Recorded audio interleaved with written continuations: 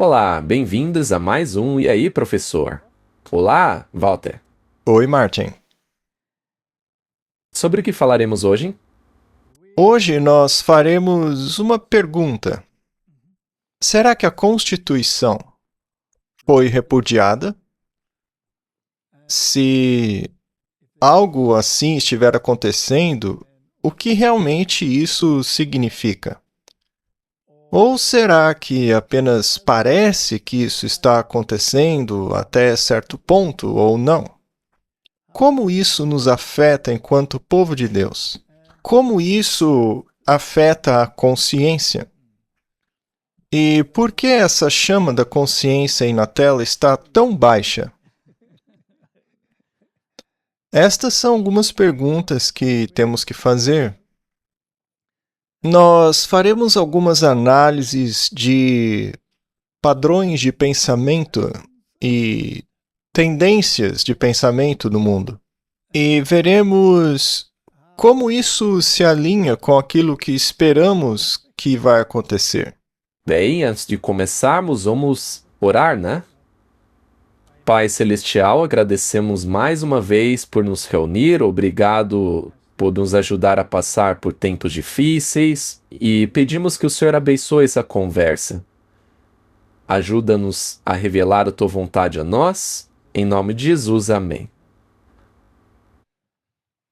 Martin, não há dúvida de que o mundo está inquieto.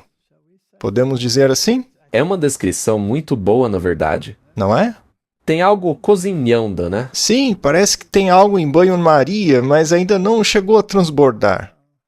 Mas poderia. A qualquer momento pode acontecer. O mundo é um barril de pólvora hoje. O pavio do TNT já está ligado, só esperando a hora da explosão. Pois é, e eu estou interessado em acompanhar a política europeia e a política nos Estados Unidos. A britânica também?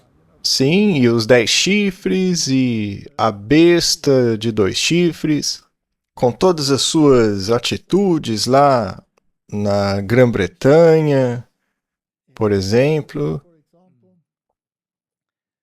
com o rei e sua atitude com relação ao Farage.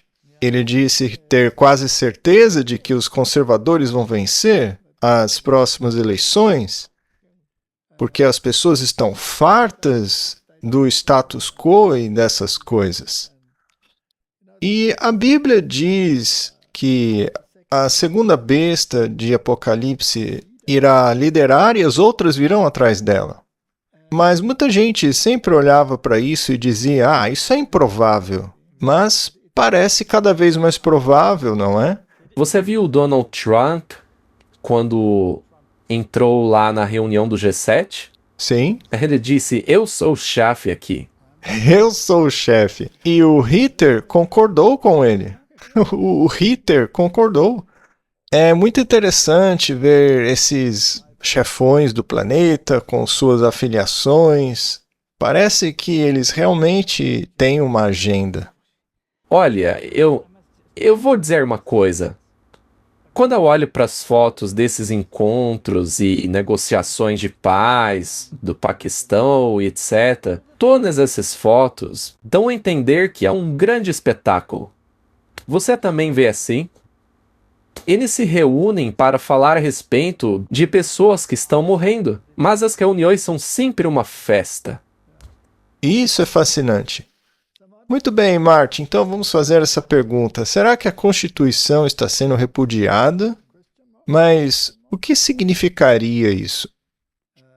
Não significa que ela tenha sido abolida, mas apenas reinterpretada. Sim, o princípio dela. Exato. Há uma questão muito importante que é relacionada a tudo o que está acontecendo recentemente em termos de comunicação do céu para com a humanidade. É uma pergunta muito sucinta. De qual Jesus estamos falando? Porque ele deixou bem claro que a palavra dele é a verdade. Tudo tem que ser baseado em sua palavra. A palavra de Deus foi a força da Reforma Protestante.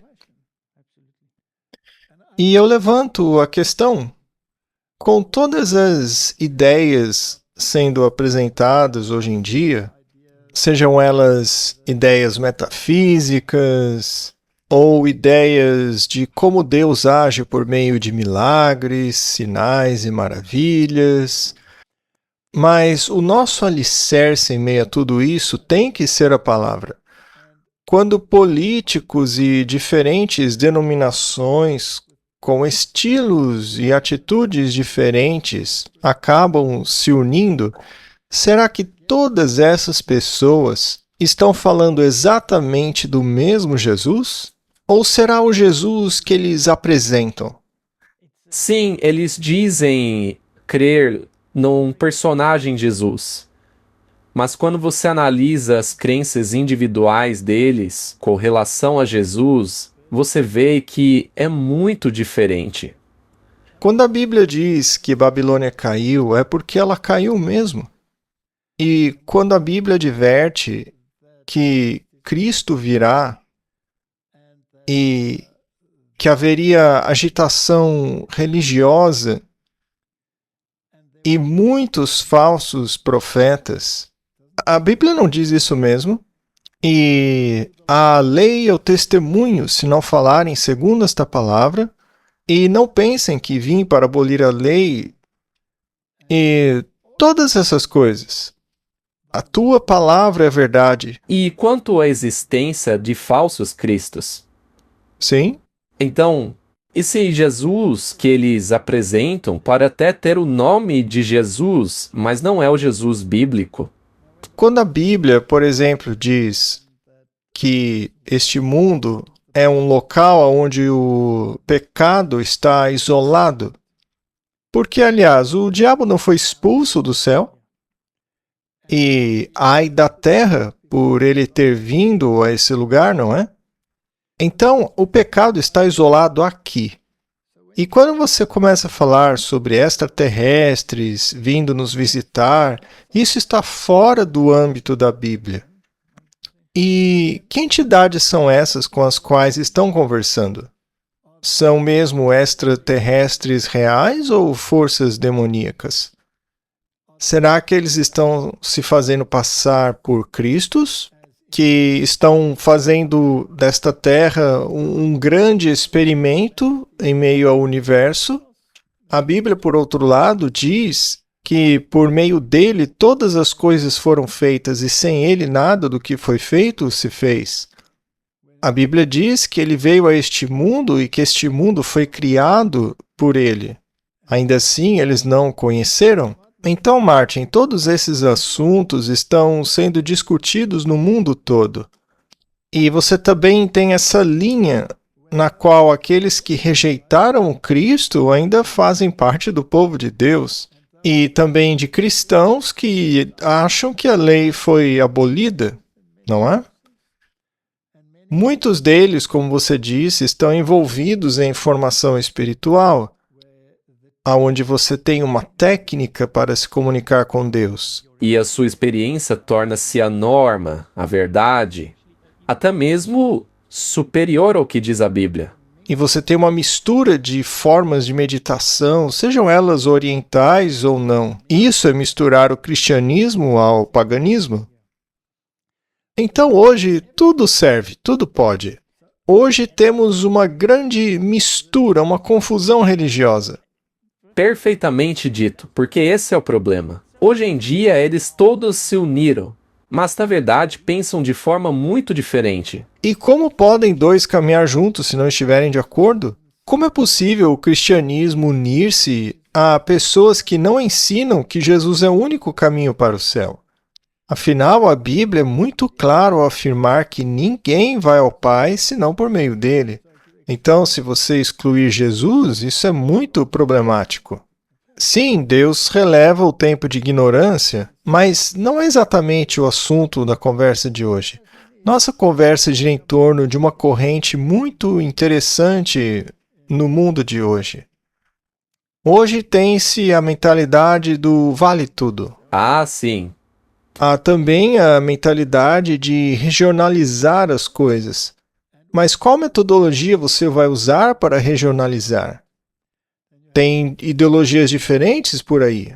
O Islã prega a lei da Sharia. Se você roubar, corte a mão do cara.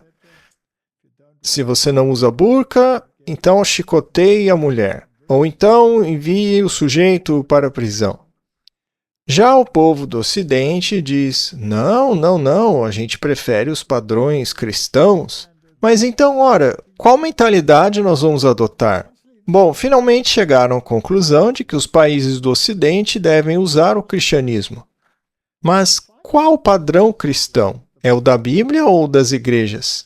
Bem, infelizmente, das igrejas. Muito bem. Era para ser o da Bíblia, mas acabou se desviando um pouco, né? Temos também os judeus, que têm os seus próprios padrões, sua maneira de fazer as coisas. Os muçulmanos, que têm o jeito deles de fazer as coisas. Então vamos regionalizar todos. Muitas pessoas na Europa estão fartos dos imigrantes. Também na África tem muitas pessoas fartas de imigrantes. Estão se criando grandes tumultos por causa disso. Nosso país está em grande turbulência por causa disso. Os Estados Unidos estão dizendo que estão fartos dos imigrantes ilegais. Ora, isso não é interessante. Não é essa a receita perfeita para se dizer: olha, chegou a hora de voltarmos aos costumes antigos. E uma vez que estamos num país cristão, que sejam os costumes cristãos. Já os países muçulmanos adotarão o costume muçulmano. Os judeus, o costume judaico. Vamos simplesmente fazer um acordo abrâmico e isso já resolve o problema que é Jesus. E aí a gente segue por essa linha. Mas o quanto você vai se empenhar nessa direção? Quanta força você está disposto a usar para implementar a sua agenda? Talvez disposto a jogar algumas bombas. Talvez você possa recorrer a grandes batalhas entre ideologias, especialmente na arena esportiva. Que tal colocar um versículo no seu boné, hein? E fazer isso de uma forma que dê a entender que você é inclusivo, mas na verdade você tem um problema. Enfim, é muito interessante. Pois é. Bem, os judeus querem ter um templo, né? Hoje em dia eles dizem que no passado o governo era bastante secular, mas que agora as coisas estão mudando e o governo está com forte viés religioso. Os Estados Unidos não eram a mesma coisa, com o governo muito secular, mas agora tornando-se muito religioso. A separação entre a igreja e o Estado estava implementada? E quanto à Grã-Bretanha? Desde quando milhões de pessoas marcham por aí exigindo normas cristãs? E por que há rumores na Europa, particularmente no setor oriental da Europa, com todos mostrando estarem dispostos a seguir nessa direção? Bem, os muçulmanos em Jerusalém disseram: sabe de uma coisa? Antigamente o governo era laico, mas agora está se tornando uma questão governamental. Veja só esse vídeo. É um dos lugares mais sagrados e disputados da Terra. A Mesquita Al-Aqsa é um centro do Islã há 1.300 anos. 2 bilhões de muçulmanos acreditam que Maomé ascendeu ao céu a partir daqui, tornando este local o terceiro mais sagrado do Islã. Os muçulmanos em Jerusalém dizem que a cidade está sitiada por extremistas judeus apoiados pelo governo israelense, que quer destruir a mesquita e construir um templo sagrado ali. Eles são apoiados por muitos cristãos evangélicos que acreditam em uma profecia de que, quando o templo judaico for construído ali, Jesus voltará trazendo o fim dos tempos. Você é pastor, né? Sim. Por que você veio aqui hoje? Por que é importante para você estar aqui nesse lugar?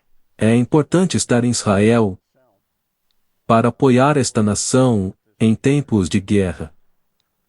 E porque nós, como cristãos, acreditamos que este será o local de encontro eterno para todos os cristãos no fim dos tempos. Em Jerusalém, conversei com Aviv Tatarsky, um pesquisador do Instituto Israelense Ir Amin, que documenta conflitos em Jerusalém. Ele tem acompanhado esse movimento do terceiro templo há anos. Você acha que vai mesmo acontecer? Eles já estão construindo maquetes e modelos do terceiro templo, não é? Sim. Então, eles vão mesmo tentar fazer esse templo aqui? Veja, é muito claro que esses movimentos estão todos trabalhando com o objetivo específico de reconstruir o terceiro templo. É como você disse, eles estão fazendo todos os preparativos. Normalmente, 10 anos atrás, eu diria que isso era uma grande piada. Eles falam o que querem falar. Todo mundo achava que eles eram apenas uns doidos. Ninguém levava esse pessoal a sério. Afinal, ninguém no governo deixaria que isso acontecesse. Mas hoje a situação é completamente diferente. Hoje eles estão no governo, no coração dele. Então sim, estão trabalhando nessa direção. E à medida que a segurança se deteriora, isso dá a Israel mais e mais desculpas para mudar as coisas no complexo de Al-Aqsa. Então, o governo tendia um pouco mais para o laicismo, né? O secularismo. Mas agora o governo está indo para o lado religioso. Isso é incrível, né? O mundo todo está indo nessa direção. Sim, é uma tendência mundial. Muito bem, então temos uma tendência. E se essa tendência é justificada ou não é outra questão. Agora, eu já li a Bíblia muitas vezes, Martin, e em nenhum lugar na Bíblia diz que haverá reconstrução do templo. Não. Você já achou isso daí? Não, porque não está na Bíblia. Não sei de onde eles tiraram essa ideia de que o terceiro templo será reconstruído.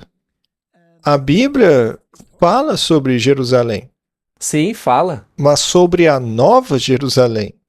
Aquela que está sendo preparada pelo próprio Deus, que Ele está preparando para o seu povo. E segundo o livro de Apocalipse, a nova Jerusalém virá de onde? Ela virá do céu. Sim, ela vem do céu. Então, por que todos eles estão obcecados com essa ideia de que precisa haver a reconstrução de um terceiro templo, com a retomada do sistema de sacrifícios?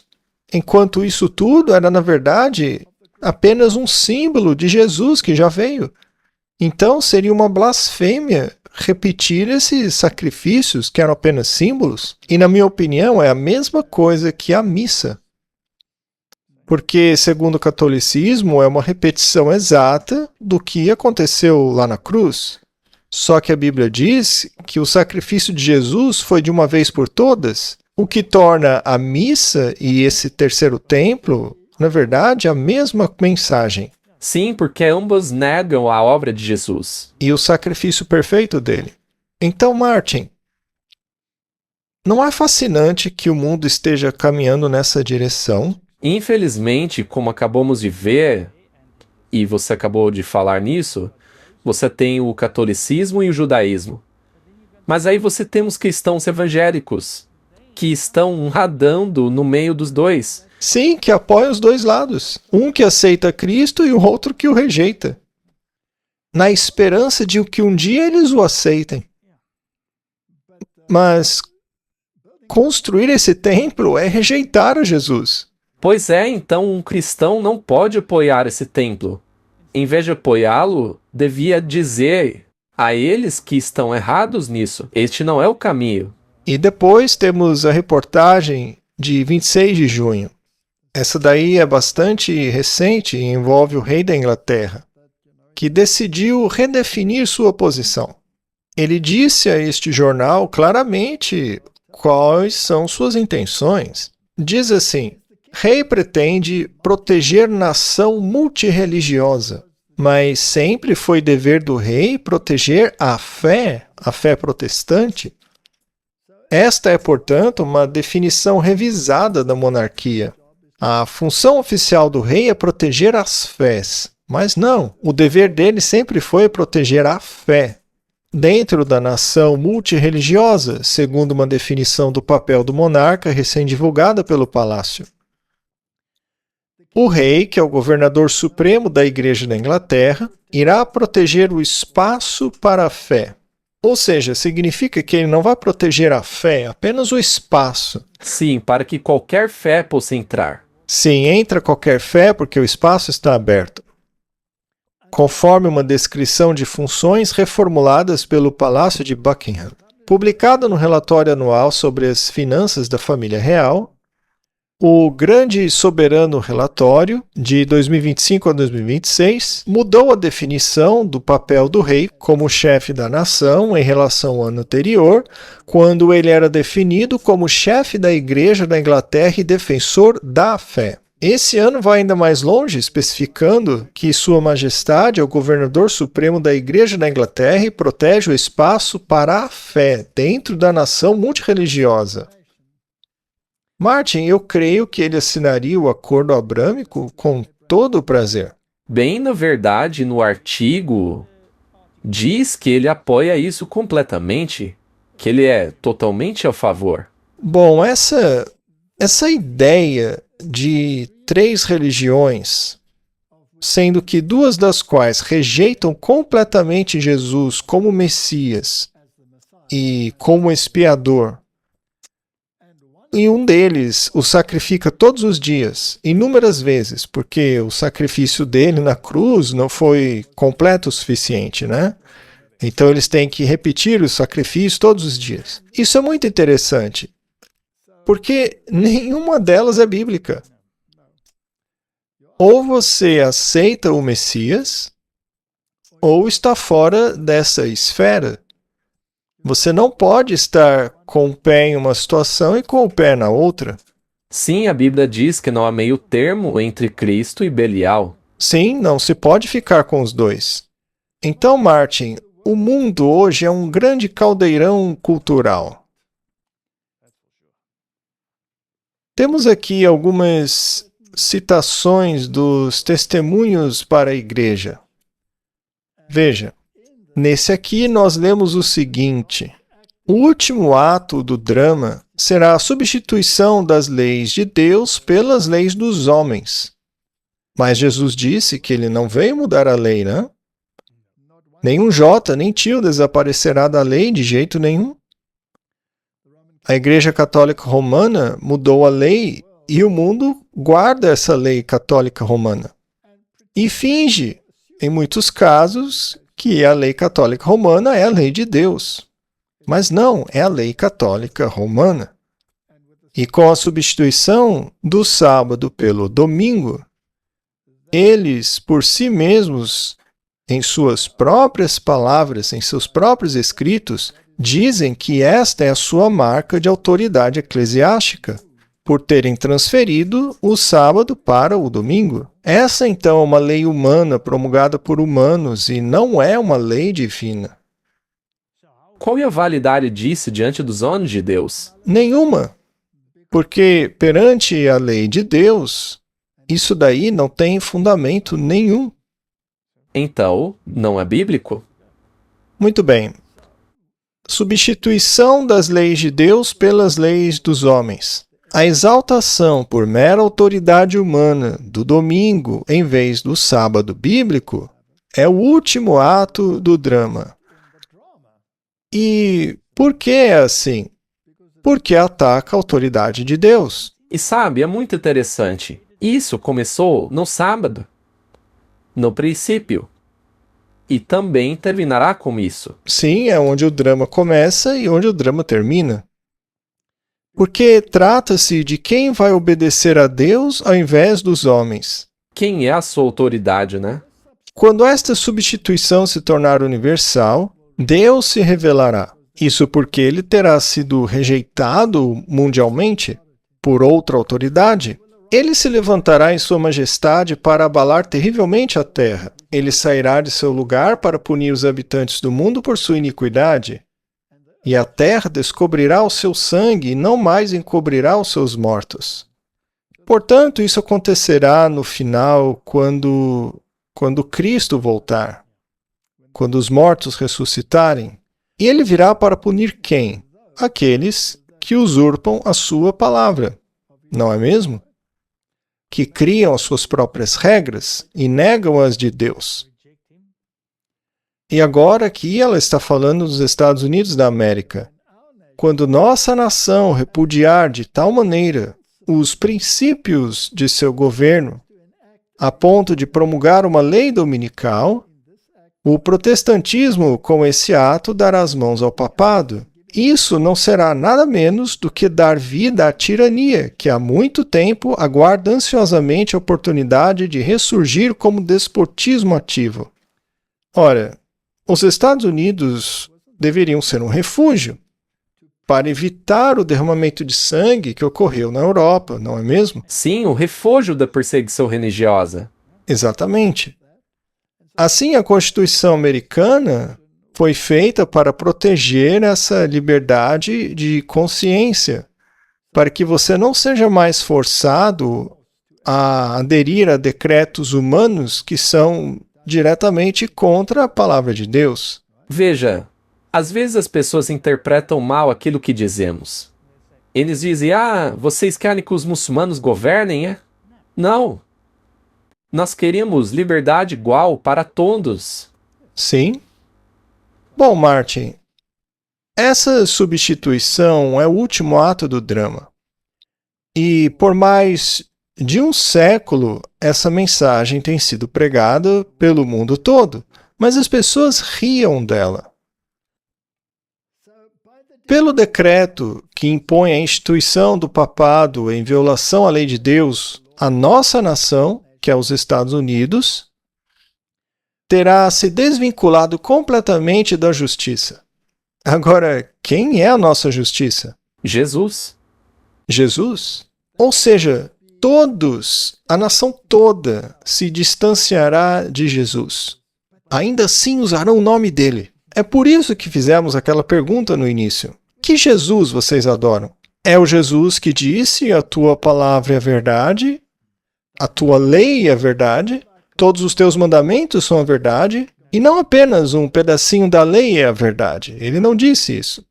Então, qual Jesus eles vão seguir?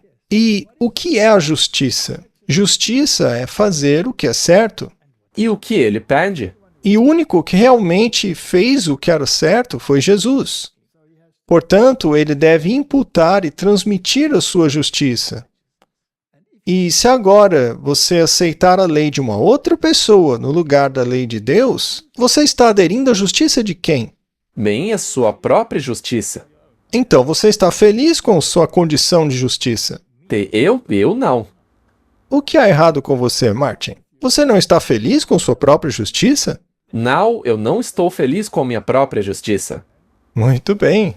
Veja, Martin, quando você dá as costas para o que Deus disse, claramente na Bíblia, e abraça o que a besta do Apocalipse, ou seja, o papado, diz, então você está virando as costas à verdadeira justiça e aceitando uma justiça falsa. E é isso que está acontecendo. Quando o protestantismo estender a mão através do abismo para agarrar a mão do poder romano, quando alcançar o outro lado para unir-se ao espiritismo, interessante. A gente estava falando sobre isso no início, né? Sobre a formação espiritual, essa religião experimental nas igrejas hoje, que tudo isso é espiritismo.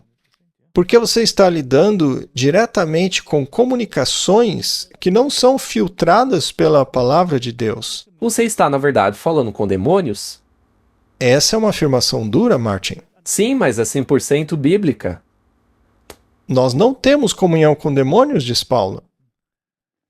Então, quando você pratica necromancia, Ou seja, falar com mortos, quando você tenta falar com Maria e com os santos que já morreram, quando pensa que esses santos católicos que já morreram estão vivos lá no céu, todos felizes. E, aliás, onde está Jesus nisso tudo? Pois é, eu vi um documentário de uma senhora cristã que canaliza Jesus. Mas qual Jesus? Bem, que Jesus seria esse uma vez que ele se manifesta por canalização? Enfim, Martin, eles vão estender a mão sobre o abismo para pegar a mão do espiritismo. Vão se agarrar a entidades estranhas que se apresentam como algo que não são. Sim, eles se apresentam como anjos de luz. Pois é.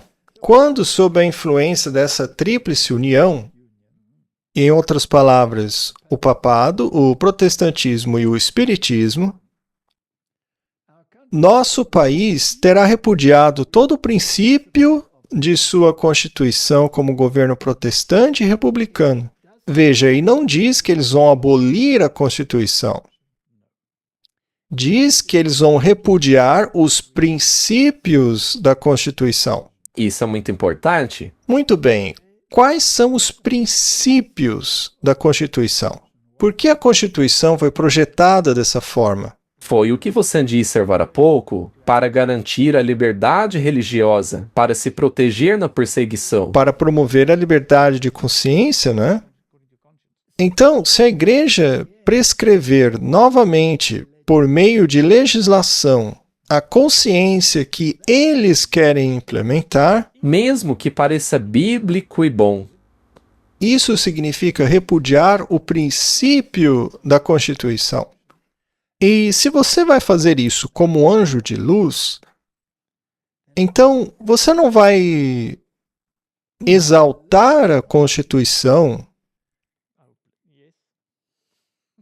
como se estivesse aceitando os seus princípios, enquanto, na verdade, está desrespeitando os mesmos? Vamos ver isso de novo. Nosso país terá repudiado todos os princípios de sua Constituição, ou seja, a essência, o núcleo para que foi projetada essa Constituição, para evitar a coerção. Como governo protestante e republicano, irá tomar providências para a propagação de falsidades e ilusões do papado. Aí saberemos que chegou a hora das maravilhosas obras de Satanás e o fim está próximo. Essa é uma afirmação muito profunda. A questão é se isso está acontecendo hoje em dia, né? Muito bem, no livro O Grande Conflito está escrito: até então, aqueles que apresentaram as verdades do terceiro anjo têm muitas vezes sido considerados meramente alarmistas. Ou seja, isso nunca vai acontecer. bem, eu acho que nós nos enquadramos nessa categoria. Com prazer, né? Com prazer. Suas previsões de que a intolerância religiosa ganharia força nos Estados Unidos e de que a Igreja e o Estado se uniriam para perseguir aqueles que guardam os mandamentos de Deus foram taxadas de infundadas e absurdas. Afirmava-se com convicção que esta terra jamais poderia deixar de ser o que sempre foi, uma defensora da liberdade religiosa. Este é o princípio da Constituição. Contudo, à medida que a questão da imposição da observância do domingo é amplamente debatida, percebe-se a aproximação do evento que por tanto tempo foi posto em dúvida e desacreditado. Assim, a terceira mensagem produzirá um efeito que não poderia ter causado anteriormente. A terceira mensagem é: não aceitem a marca da besta. E a própria Roma nos diz qual é a marca do seu poder, o que a define como besta. E o protestantismo sempre compreendeu isso ao longo dos séculos, mas hoje em dia já esqueceu. Bom, não está acontecendo exatamente isso. Nós estamos caminhando nessa direção. Exatamente. E esta profecia, que foi ridicularizada e posta em dúvida por tanto tempo, não está prestes a acontecer? Bem, vamos analisar o que está acontecendo para ver se é o caso. O que foi que ela disse mesmo?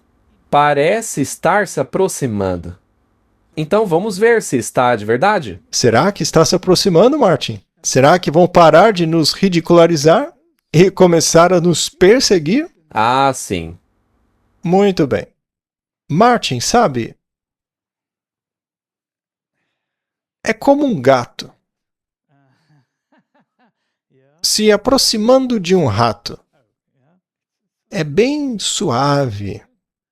Ele começa sondando, aí dá um passo, aí outro passo. E o pobre ratinho não tem a mínima ideia do que está acontecendo. E de repente é atacado. É verdade. Hoje eles parecem tão inocentes. Vamos dar uma olhada. Primeiro temos esse artigo cristão. Martin, você disse que estávamos nos aproximando disso, né? Devagarinho. Assim como esse gato. Em 2025, que já ficou para trás, né? Os legisladores republicanos da Dakota do Norte apresentaram um projeto de lei para reconhecer a realeza de Jesus Cristo. E isso é o oposto do que o rei Carlinhos está dizendo. Pois é, ele está fazendo exatamente o oposto disso. E eu posso chamá-lo assim porque ele tem a minha idade, então não estou sendo desrespeitoso com ele. Poucos dias depois de o presidente Donald Trump se referir aos americanos como um povo ordenado por Deus, legisladores da Dakota do Norte estão propondo um projeto de lei que reconheceria oficialmente a realeza de Jesus Cristo. Estamos caminhando naquela direção, Martin. Realeza. Quem aceita Jesus como rei tem que aceitar a sua lei. A questão é, qual é a lei do rei? Para eles é o do Papa. É isso aí. A resolução concorrente da Câmara, número 3020, apresentada em conjunto por um grupo de deputados estaduais e senadores republicanos liderados pelo deputado Nice Rios, de Williston, defende a crença de que Jesus Cristo exerce domínio não apenas no âmbito espiritual, mas também sobre os assuntos civis, afirmando o seu poder sobre a governança do Estado e do mundo. O interessante aqui é que eles decidiram, em nome de um dos estados norte-americanos, ou seja, não do governo federal, que isso aconteceria apenas no estado deles. Mas se isso se expandisse, acabaria chegando ao nível federal, né? Sim, e nós veremos se isso está se espalhando pelos estados. Muito bem. Então, qual será o próximo? Agora é março de 2026. E isso já está mais perto de nós, né? Veja, Martin, é como o gatinho andando devagar. Se aproximando lentamente da presa. A Câmara dos Representantes do Alabama aprova a emenda que inclui oração nas escolas e juramento à bandeira americana, patrocinado pelo deputado Reed Ingram, etc., de Pike Road. É uma emenda subconstitucional que permitiria iniciativas lideradas por estudantes e orações iniciadas por alunos em salas de aula de escolas públicas. Isso é igreja e Estado juntos, certo? Não estou tentando impor a religião a ninguém, nem obrigar ninguém a fazer nada, disse Ingram, após a aprovação do projeto. Muitas vezes as crianças não têm a opção de orar e não sabem o que a oração significa. De acordo com o Departamento de Educação dos Estados Unidos, os alunos têm permissão para orar na escola desde que isso não perturbe as atividades escolares. Na Inglaterra, você é preso se fizer isso. Veja, a maré está virando. Esse é o plano? Sim, esse é o plano. Após sofrer alterações, não estava claro na terça-feira de que maneira o projeto de Ingram modificaria ou desafiaria a legislação vigente. Então, o projeto de lei foi aprovado, após 2 horas de debate. Então, está se aproximando, Martin. E em março de 2026, a Carolina do Sul convoca uma renovação da dedicação a Deus Todo-Poderoso. Então, veja, nós estamos caminhando nessa direção. E, mais uma vez, foram os republicanos. Eles falaram com a CBN News sobre o porquê eles lideraram uma resolução conjunta assinada por todos os legisladores da Câmara Estadual e do Senado. Em maio, houve a Cruzada para a Colheita Mundial e a convocação voluntária para a rededicação da Carolina do Sul ao Deus Todo-Poderoso por meio da oração, arrependimento e renovação moral entre os cidadãos. Igrejas e voluntários de pelo menos 25 cidades ao longo do estado estão participando. O deputado Smith diz que a resolução e a cruzada são importantes lembretes das fundações espirituais da América no 250º aniversário de seu nascimento. Será que não existe uma intenção oculta por trás disso? Para provocar essa mudança drástica? Ah, sim, sem dúvida. Esse despertar espiritual. Mas o que está acontecendo a nível federal? É uma boa pergunta, né? Bom, O governo e a Igreja Católica estão dando as mãos, não é? Estão estendendo as mãos por sobre o abismo. Pois é, vejo os protestantes, eles estão fazendo isso, e os católicos também, essa rededicação. Os bispos dos Estados Unidos consagram a nação ao Sagrado Coração de Jesus, embora secretamente, ou nem tão secretamente assim, o fizeram ao coração de Maria, né? Mas como os protestantes teriam problema com isso, eles rededicaram a Jesus, né? Sim, como acabamos de mencionar no início, de qual Jesus eles estão falando aqui? Exatamente. Assim, o presidente Donald Trump também emitiu uma mensagem marcando a consagração, chamando de um momento poderoso em nossa história nacional e associando-a à consagração dos Estados Unidos à Santíssima Virgem Maria, realizada pelo bispo John Carroll no período pós-revolução. Ele descreveu o momento como parte de uma herança espiritual mais ampla, observando que a história americana tem sido há muito tempo moldada por expressões públicas de fé. Agora, Martin, é o governo federal que está dando as mãos à besta. Com certeza. À medida que os bispos católicos consagram os Estados Unidos da América ao Sagrado Coração de Jesus neste ano do 250º aniversário de nossa independência, nós reafirmamos nosso compromisso, disse ele, apelando para uma atenção renovada à identidade espiritual e à grande herança civilizatória da nação. Trump classificou a consagração como um lembrete comovente de que a América sempre foi guiada pela mão amorosa de Deus, apresentando-a como um ato tanto de reflexão quanto de renovação durante o ano do semiquincentenário. Aqui os dois estão dando as mãos. Juntos. Muito bem. A diretoria do Texas teve a ideia de tornar as passagens bíblicas leitura obrigatória. Agora sabemos que estamos caminhando nessa direção. Não estamos caminhando na direção da interreligiosidade. Não, isso daí é mais atual. Muito bem, Martin. Coloque o vídeo para nós. O que o Conselho de Educação do Texas está fazendo e parece ser inédito nesse país é aprovar o plano que exige que suas mais de 5 milhões de crianças em escolas públicas tenham que ler trechos bíblicos como parte do material didático obrigatório de cada série. Assim, no ensino fundamental, os alunos começarão com uma série de livros ilustrados e, a partir da 4ª série, lerão passagens bíblicas específicas sobre Jesus. No ensino fundamental 2, isso incluirá o sermão sobre o monte e os ensinamentos sobre o reino dos céus. E no ensino médio, os alunos lerão passagens bíblicas ao lado de clássicos como Charles Dickens e Jane Austen. No ano passado, o Texas passou a exigir que todas as salas de aula exibissem os 10 mandamentos. Essa última mudança só entra em vigor em 2030. Mas essa iniciativa coloca o Texas bem no centro do debate sobre religião nas escolas.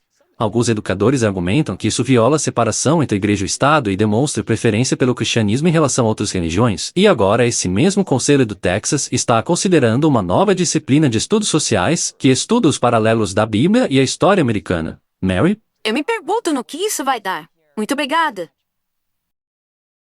Muito bem. Será que o gato está se aproximando do rato? Claro, veja, como sempre dizemos aqui, não é que seja algo ruim ler a Bíblia, ou passagens bíblicas, ou mesmo ter orações na escola, mas quando você começa a envolver legislação para forçar pessoas a fazer isso, isso não é bom, é um atropelo da consciência.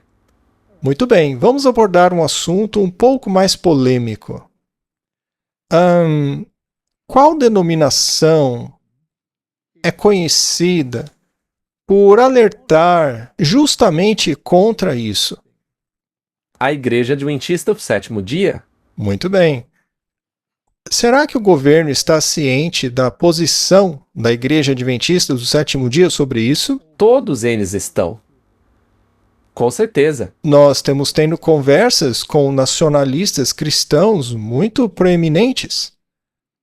E todos eles estavam muito cientes do problema, pois eles sabem no que creem os adventistas do sétimo dia, e isso representaria um problema para eles. E eles não estão dispostos a lidar com isso, não é? É isso mesmo. Temos aí a entrevista com o Douglas Wilson. E também temos uma pessoa que, na verdade, é adventista do sétimo dia, e que se candidatou à presidência dos Estados Unidos, e aliás, isso tornou a fé da Igreja Adventista ainda mais conhecida por lá. Ele foi submetido a uma análise rigorosa do público. Eu nem era adventista ainda quando a campanha do Donald Trump versus o Ben Carson em 2015 aconteceu.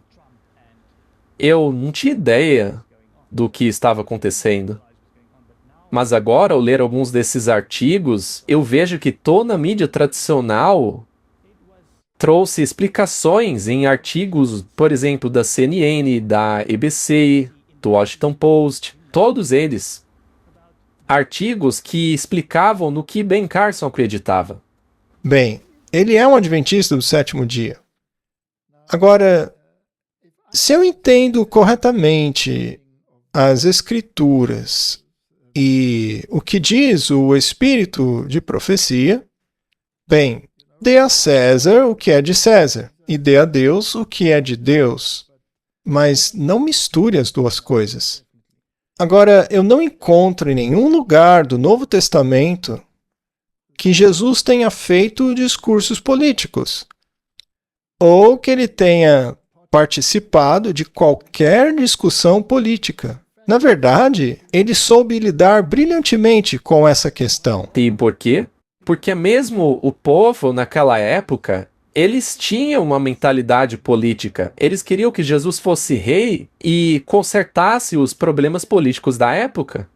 Eles já eram focados nisso. Pois é, e no grupo dos discípulos até mesmo havia um zelota, né?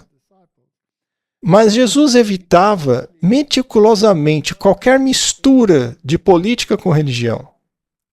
Veja, eu não estou aqui para julgar o Ben Carson, ou qual é o papel dele em toda essa história. Mas, pessoalmente, eu não me envolveria com o governo de jeito nenhum. O que não significa que eu não esteja interessado no que o governo está fazendo.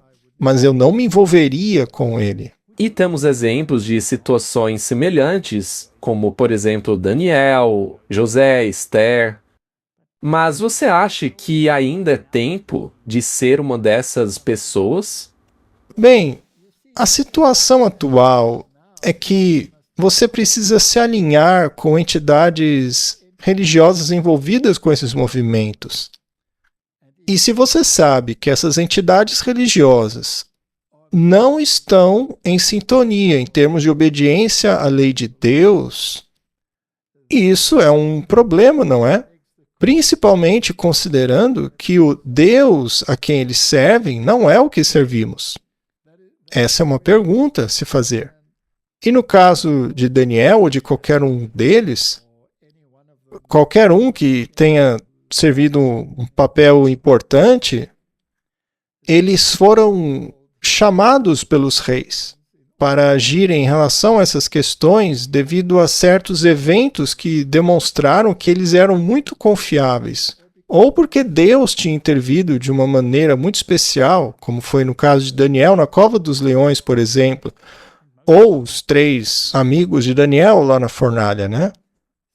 Então, estas situações acabaram sendo maneiras de propagar a mensagem de Deus. Agora, é possível que Ben Carson seja como um cavalo de Troia? Ou que ele esteja ali para dar destaque e preeminência a uma certa situação ou uma determinada ideologia, mostrando que ela entra em conflito com a palavra de Deus? Bem, a história dirá se o fato dele estar ali é algo aprovado por Deus ou se não é. A história dirá. Vamos ver. Não podemos julgar agora nesse nível. Mas o fato é que uma das pessoas que hoje defende a união entre a igreja e o Estado, por acaso é um adventista do sétimo dia. E, de novo, eu repito, pessoalmente, eu não seguiria esse caminho. Bem, eu também não. Eu creio que o espírito de profecia é bastante claro quanto à união entre a igreja e o Estado. Mas, como não somos profetas, vamos ver aonde essa história vai dar, né, Martin?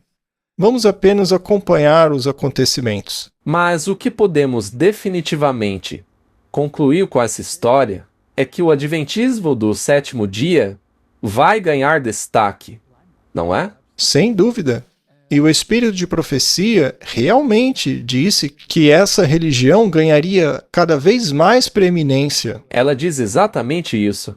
Pois é, essa religião vai sair da obscuridade mundial. Em breve, todos saberão quem são os adventistas. Ela diz que hoje não são conhecidos, mas que não seria sempre assim.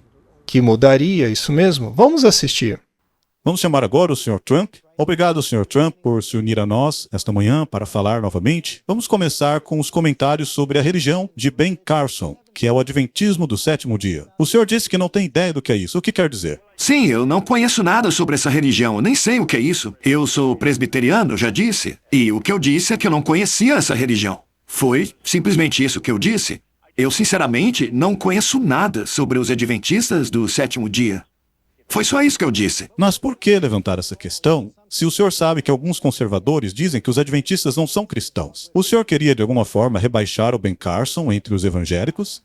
Não, de jeito nenhum. Eu já estou ganhando do Ben Carson em todo o país, entre os evangélicos, então eu nunca quis fazer isso. Eu só disse que eu não conheço a religião dele, só isso. De volta à minha pergunta. Levantar essa questão? Ora, eu já disse, eu não conheço a religião dele, eu não conheço nada sobre ela. Eu não critiquei ninguém. Eu não falei mal de religião nenhuma. E você acabou de mostrar uma citação que eu fiz, dizendo exatamente isso, que eu não conheço nada sobre essa religião. Isso não é um insulto. Eu não vejo dessa forma. O Ben Carson exigiu desculpas da sua parte. Mas eu não disse nada de mal sobre a religião dele, eu só disse que não conhecia. Veja, eu certamente pediria desculpas se eu tivesse criticado a religião dele, mas eu não fiz isso. Tudo que eu disse é que eu não conhecia ela. O ponto, Martin, é que muitas pessoas, incluindo altos funcionários do governo, assim como o próprio Donald Trump, não sabem da nossa religião.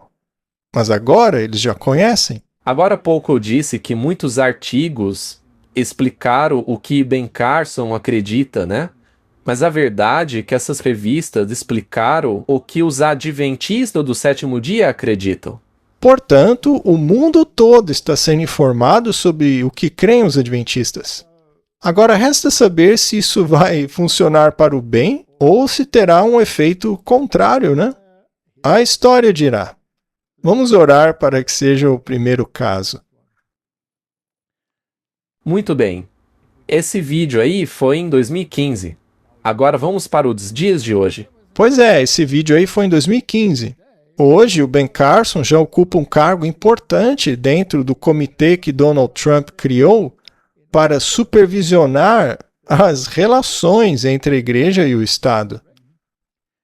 E atualmente estamos numa situação em que, antes da grande comemoração do aniversário dos Estados Unidos, parece que tudo está se encaixando perfeitamente. Não apenas governos estaduais, mas o governo federal está tomando uma atitude muito importante em relação à união da igreja com o Estado.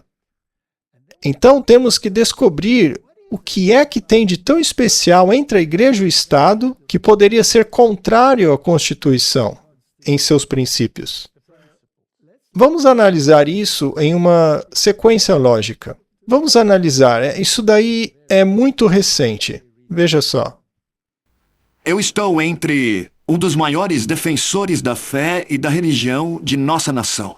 Estou aqui com o relatório da Comissão Presidencial sobre a Liberdade Religiosa. Que trabalho fantástico. O vice-presidente da comissão, Dr. Ben Carson, meu amigo, que originalmente era o meu oponente, né?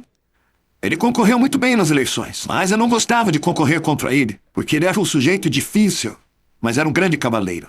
A grande questão é que, após 103 testemunhas, após 7 meses de depoimentos, após 200 páginas de depoimentos que estamos apresentando, hoje descobrimos que havia um tema constante.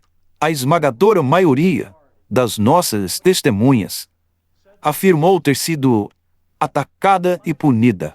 E o que foi usado contra elas foi uma frase que não está na Constituição. Essa frase é separação entre igreja e Estado. A esquerda usou essa frase, que era apenas uma linha, em meio a centenas de cartas de Thomas Jefferson, para bater e martelar em pessoas de fé nos últimos 70, 80 anos. Esse relatório deixa bem claro que queremos nos certificar de que os americanos entendam que eles não podem mais ser atacados com esta frase. Recomendação número 1. Instruir o Departamento de Justiça a emitir orientações, esclarecendo o entendimento adequado do estabelecimento da cláusula e a separação entre Igreja e Estado. Sobre a questão da Igreja e do Estado, isso foi usado como martelo contra quase todas as nossas testemunhas. Uma das recomendações importantes que fizemos, caso isso aconteça no futuro, se alguma pessoa de patente superior nas Forças Armadas ou superintendente de distrito escolar, alguém no sistema de saúde, quem quer que seja, que use isso como arma contra alguém, queremos que saibam que em muito pouco tempo, quem usar essa questão da separação entre Igreja e Estado como se fosse um negócio oficial do Estado, esse funcionário público vai ter que explicar por escrito como tal pessoa violou a Constituição. Porque, eu repito, a separação entre Igreja e Estado não está prevista na Constituição.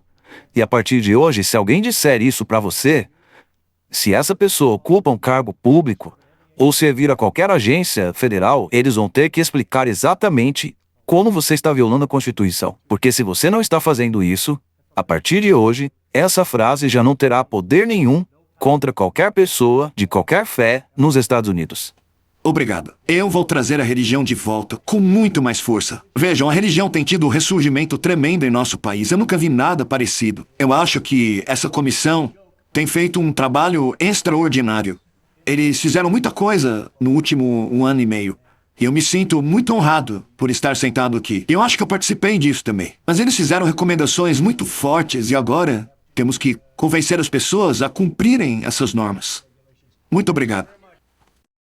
Martin, eles já deixaram bem claro que é basicamente ilegal você afirmar que a Igreja e o Estado são separados. Não é? Foi isso mesmo? Posso entender assim? Sim, foi basicamente o que disseram. Esse certamente é um grande passo. Mas agora, Martin, como isso repudia os princípios da Constituição? Isso repudiaria se uma determinada lei fosse introduzida com base nessa decisão. Porque se isso que eles disseram for apenas uma afirmação, tudo bem. Mas se uma lei vier junto a isso, aí é um passo importante para... E na verdade está extrapolando os limites do que representa, da liberdade religiosa. Então, eles não estão falando em jogar a Constituição no lixo. Não, eles estão defendendo. Só que eles vão aplicar a Constituição de maneira que viole certos princípios de consciência. Vamos ver como os principais influenciadores e tomadores de decisão do setor estão pensando a respeito. Eles chegam ao ponto de dizer que se alguém disser que a Igreja e o Estado são separados, ou se usarem isso para justificar qualquer uma das questões de esquerda, ou alguma coisa lacradora, que eles deveriam ser destituídos do cargo. Isso é um passo adiante. Isso é dizer, olha, fiquem de olho, estamos pressionando vocês, viu? Eles estão começando a coagir o outro lado agora. Você vai perder seu emprego e sem emprego não poderá comprar nem vender, porque não terá mais dinheiro para nada, certo? Agora vamos para a marca da besta, para a alteração da lei de Deus. Se as leis de Deus fossem substituídas por leis humanas introduzidas pelo papado, como isso se encaixaria? Vamos ouvir o que algumas pessoas têm a dizer. Primeiramente, considerando a situação atual dos Estados Unidos, se você me perguntasse, eu diria que acredito piamente que o Departamento de Saúde Pública do Texas, a Segurança Nacional, deveriam patrulhar as igrejas hasteando bandeiras do orgulho LGBT e destituir os seus ministros, tirá-los do púlpito, tomar as suas propriedades e leiloá-las. Eu acredito que isso deveria acontecer. Mas não vai acontecer aqui no Texas, pelo menos não nos próximos 10 anos. Quem sabe um dia, né? Na prática, eu acho que estamos muito longe disso. Mas se você que está assistindo for um político, não diga que vai fazer isso, hein? Por enquanto, não dá para fazer isso. Esse é um ponto importante que tem que ficar claro. Quando Wesley disse que se você é um político do Texas, ou que deseja se tornar um, ou que está fazendo campanha, por favor, não diga que vai fazer tal coisa. O que ele quer dizer com isso é: você tem que esconder o seu nível de poder. Se você disser que vai fazer essas coisas, as pessoas não estão prontas. Seus filhos vão gostar, mas os adultos não estão preparados para isso. Então não diga que vai fazer tal coisa. Em termos de princípio, isto é perfeitamente permitido. E é por isso que começamos o podcast de hoje com um versículo bíblico. Não o fizemos apenas para fingir que somos pessoas bíblicas. Não, a gente começou com aquela passagem bíblica porque ela é relevante para o tema do podcast de hoje. E o tema de hoje deriva disso. A passagem que lemos é sobre Josias em 2 Reis, capítulo 23. Não apenas era permitido, como era justo aos olhos de Deus. Então, em princípio, em teoria, o Estado entrando na cidade de Austin, no Texas, para depor, confiscar as propriedades de igrejas que levam as bandeiras do orgulho gay, eu acho que sim, sinto muito. Essas igrejas têm que perder suas propriedades. Tem sim que tirar as propriedades delas. E com relação a destituir os ministros do seu sacerdócio, eles podem depô-los. Eles deviam ser presos, aí não podiam mais pregar. É verdade. Deviam prendê-los. Seria maravilhoso. E esses pastores seriam presos por quê?